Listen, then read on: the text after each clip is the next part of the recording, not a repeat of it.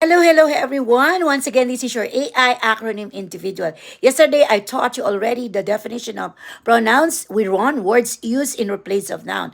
And then I taught you already the personal singular pronoun and personal plural pronoun.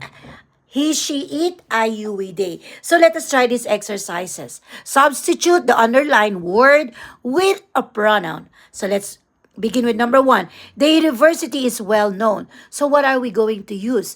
Ang naka-underline ay the university. Is it he, she, or it? Very good. Tama po kayo kung ang sinabi nyo ay it. We're going to use it. It is well known kasi po siya ay bagay, name of school. Then, number two, Donald Trump is intelligent. Anong gagamitin natin? Very good. He. So, we're going to use he. He is intelligent. Okay? That number three, Jennifer Lopez is famous. So, ano po ang gagamitin natin? Is it he, she, or it?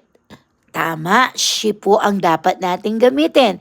She is famous kasi Jennifer Lopez is a female. Next, my sister is a doctor. So what are we going to use? Very good, she again. She is a doctor. Then, number five, the Philippine eagle is big. So, name of animals. So, we are going to use it. Yan. So, there you have it. So, alamin po natin, napakadali lang pong gamitin ang mga pronoun. Kasi pag napagod na po si noun, kailangan niyang may substitute. Kaya nga po sabi ko sa inyo, if you are writing a paragraph, and then it's all about, for example, your favorite toy, your favorite animal, sasabihin nyo lang siya, but then you are going to start your sentence with it. Like, for example, my favorite pet is a cat. Her name is Susie. Susie is a jolly cat. So, di nyo nagagamitin si Susie. Pwede naman si Susie, dahil may pangalan siya, babae, pwede natin siya gamitin she. Pero in general, ang gagamitin po natin pang substitute sa mga bagay, sa mga hayop, is it, okay?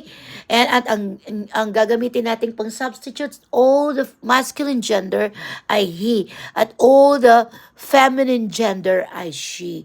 So may connect po siya dun sa gender of nouns. Okay? Yun lamang po. I hope may natututunan po kayo sa inyong AI acronym individual. Magandang buhay, mabuting tao. God bless us all. To God be the glory. And happy Tuesday po. And keep on praying, keep on trusting with the Lord. Mabuhay po tayong lahat.